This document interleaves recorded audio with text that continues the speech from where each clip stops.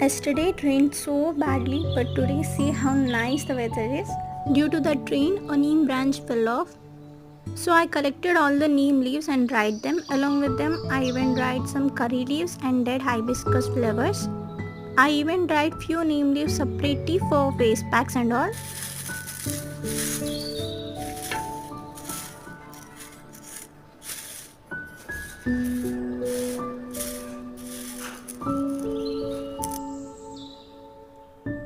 Now I am making the neem leaves powder. Here is a quick and easy face mask for pimples.